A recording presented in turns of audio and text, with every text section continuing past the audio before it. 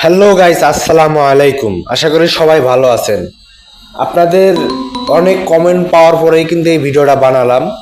Feeder যে apps আছে ফেসবুকে টেক্কা দেওয়ার জন্য, যে ফিডার একটা অ্যাপস তৈরি করছে, সেই অ্যাপসটাতে না ভিডিও আপলোড করা যাচ্ছে, না ফটো আপলোড করা যাচ্ছে, না কোনো লেখা পোস্ট আপলোড করা যাচ্ছে।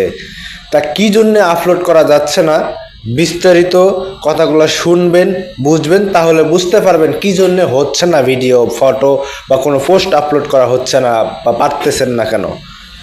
ভাই, এই অ্যাপসটা প্লে স্টোরে আসার পর থেকে এত পরিমাণ মানুষ ডাউনলোড করেছে, এত পরিমাণ মানুষ যে ইউজ করতেছে, সেই প্রেসারেই ফিডার যে অ্যাপসটা যে সার্ভার আছে, সার্ভারটা একদম ডাউন হয়ে গেছে। মানে সার্ভারটি ঠিকমতো কাজ করতেছে না। ফিডার অ্যাপসের যে কর্তৃপক্ষগুলো আছে, তারা কিন্তু ইতিমধ্যে সব ওয়েবসাইট বা সকল ডেটা সার্ভে সব তারা বন্ধ করে দিছে এই জন্যেই যে তারা আরও সামনে কিছু আপডেট বা সকল ধরনের সমস্যার সমাধান করেই তারা ফিডার অ্যাপসটা আবার কার্যকারিতা বা চলার সক্ষমতা তারা চালু করে দিবে। তাই তারা এই মুহূর্তে তারা ভাবতেছেন যে অ্যাপসটাতে কোনো কিছু আপলোড করা যাচ্ছে, তারা কখনোই ঘাবড়াবেন না। আশা করি সামনের দিনগুলো ফিডারের ভালো যাবে।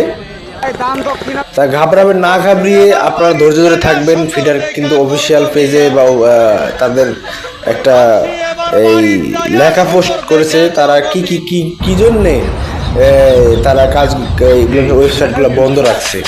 দেখবেন আপনি একটি জন চালাবেন, তারা অফিসিয়ালভাবেই লিখে দিছে যে কী জন্য ওয়েবসাইটটা বন্ধ করা হয়েছে।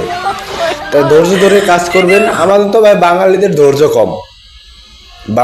ধৈর্য কম, সেজন্য আমরা ভাবতেছি যে কেন আপলোড করা হচ্ছে না, কেন আপলোড করা যাচ্ছে না ফটো ভিডিও।